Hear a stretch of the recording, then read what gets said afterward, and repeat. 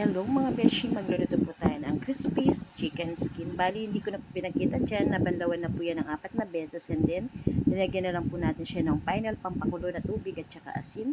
Tapos po ayan, nag-start na pong kumulo yung ating balat ng manok. Bali, 1 kilo po yan mga beshi. Pagkakulo po niya is in-rain po natin siya para po malagay po natin siya dun sa ating sasangkapin na pampakrispy. Ayan po yung sasangkapan. Meron po tayong black pepper na pino. Tapos po meron po tayong cornstarch at saka asin. Naglagay din po tayo ng harina. And then mga beshi, ayan, naglagay po muna tayo ng konting tubig. Tansyado lang po muna bago po natin dagdagan. Ayan, nung dinagdagan na po natin siya mga beshi, ayan, sakto na po yung pandagdag natin yan. And then, ihalo-halo lang po natin siya ng mabuti para wala pong buo-buo ng harina at saka ng cornstarch.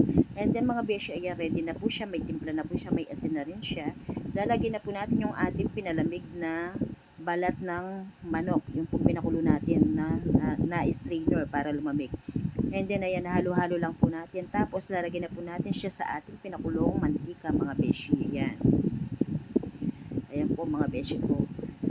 Tapos po, mga beshi, ang gagawin po natin yan is bahagya lang po yung pagkasindi ng ating kalan para po hindi siya matutong. Antabay lang po siya. Yan mga beshi. Bali yan, paluto na po siya dyan. Para po masarap po yung pagka-crispy niya, hindi tutong. Ayan po mga beshi ko. Luto na po yung first batch ng ating pagluluto ng balat ng manok. Ayan. And then, ayan po yung sample ng ating sausawan. Suka, mayroon po siyang sili, mayroon po siyang sibuyas na puti at mayroon po siyang bawang. Ayan mga beshi ko. Yan po yung first batch ng luto natin mga beshi ko. And then ayan naman po yung second batch niya. Ganyan lang po. Continuous lang po siya mga beshi. Ayan. Basta isasawsaw mo lang po doon sa ginawa mong pampakrispy. Yung may cornstarch, may harina, mayroon pong black pepper, tsaka may asin.